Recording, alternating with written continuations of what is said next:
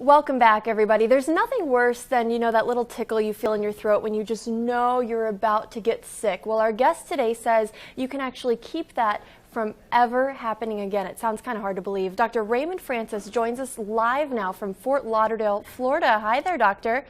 Hey, how are you? Good, good. I'm so glad we could make this work out. So you have this book that's called Never Be Sick Again, and that sounds amazing, but it's hard to believe. Well, it may be hard to believe because we don't experience that, but it's true. And the thing is this, here's what people need to know. The technology exists to not be sick. The information we already have is sufficient to prevent and reverse this epidemic of chronic disease that we have in America. And as you pointed out, you don't even have to have a cold.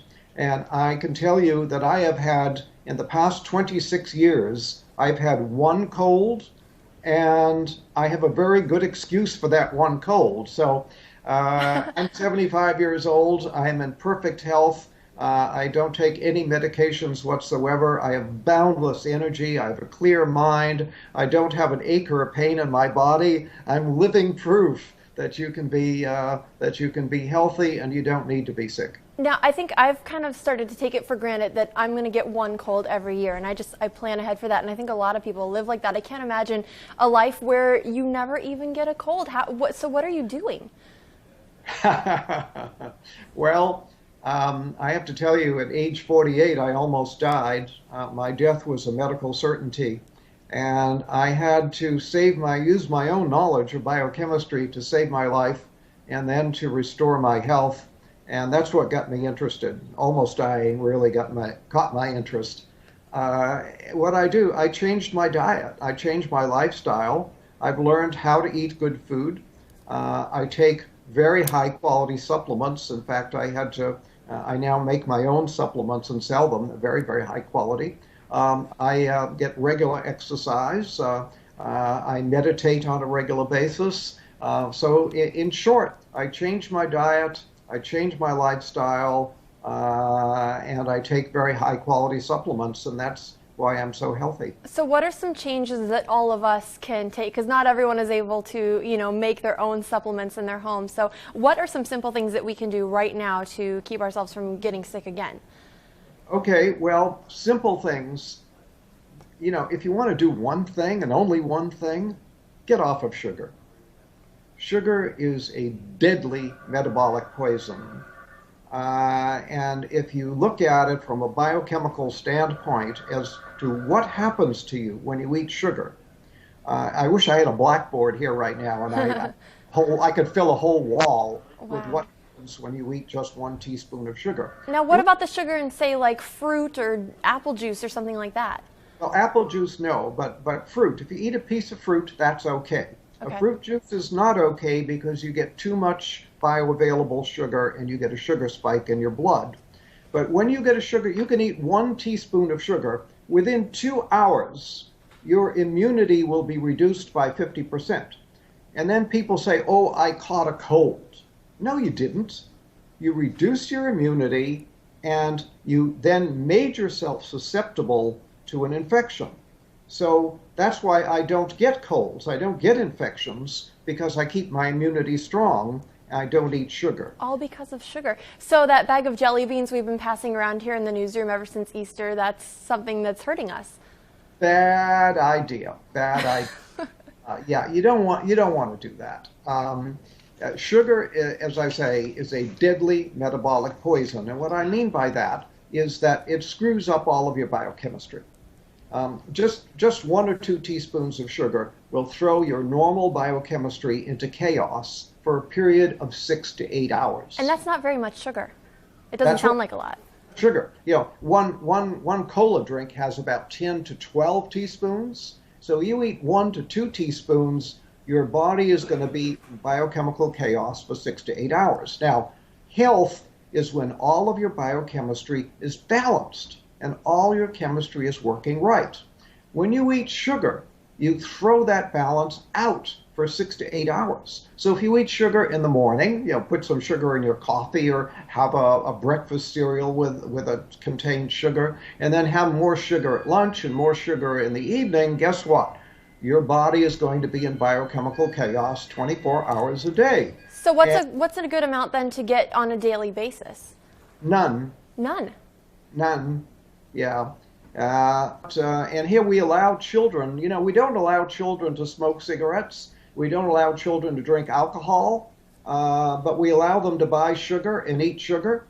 Sugar is far more dangerous than alcohol or cigarettes. Really? Yeah, I was going to ask you, what do parents need to do? Because you're going to have a hard time convincing your child who wants candy right now that that's not good for them. Right. I understand the problem. I'm well aware of it. But you asked the question, what can people do? That's one thing anybody can do to improve their health. Sugar causes every imaginable disease. For example, Alzheimer's. Sugar is the leading cause of Alzheimer's. Sugar is a major cause of cancer, a major cause of heart disease, a major cause of diabetes. This is, it's a major cause of colds and flu. Sugar is a deadly metabolic poison. Get off of it. Now, let me ask you, how did you come to this understanding of sugar? Because if it's so bad, why aren't we hearing about this all over the place? A lot of, my doctors never told me not to eat sugar. Yeah, well, nobody ever told your doctor, and your doctor is not doing the research to find out. And the sugar industry spends so much money on campaign contributions to members of Congress that sugar is actually subsidized in America. It should be outlawed, and it's subsidized. Wow, and it's hard to convince people not to eat it because it tastes so good. That's why we all love it, Now, it does taste good. I want to ask you, how does this all apply to allergies? I'm actually fighting some allergies right now. I don't know if you can tell, but I feel a little bit sick on a daily basis, and it's because of allergies, not a cold. Can you affect allergies this way as well? Absolutely. Sugar screws up all of your biochemistry. Health is when all of your biochemistry is running smoothly. When you screw it up, you're going to get diseased, and allergies are just one manifestation of disease. So yes, you can even help allergies by getting off of sugar. What are some of the misconceptions you think then that people have about health and about staying healthy? Because a lot of people feel like I'm working out, I'm counting calories, I'm going to be fine. And it sounds like there's more to it than that. There's a lot more to it than that. And that's why I wrote my book, Never Be Sick Again. And really, everybody should read Never Be Sick Again because it tells you all this stuff. And it tells you how to stay well. It tells you how I got sick and how I got well and how you stay well. But basically, it's all comes down to the cells. We're all made of these little little microscopic units of life called cells. And we started life as one cell in our mother. The average person is now somewhere around 75 trillion cells. 75 trillion, that's a lot. But it all comes down to if every cell is working the way it's supposed to, you can't be sick. Gotcha. The only way to be sick is when a large number of cells malfunction. So your job is to keep all your cells functioning properly. Well, how do you do that? Very simple.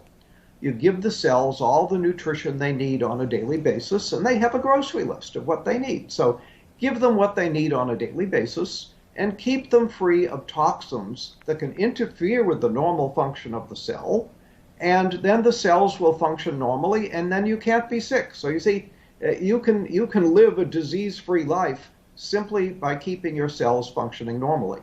It sounds so simple when you say it. We do need to take a quick break. We have so much more to talk about. You actually wrote an entire book just on cancer, and I know a lot of people are going to be really interested to hear what you have to say on that. So we're going to take a quick break. Again, the title of the book, Never Be Sick Again. We'll be right back.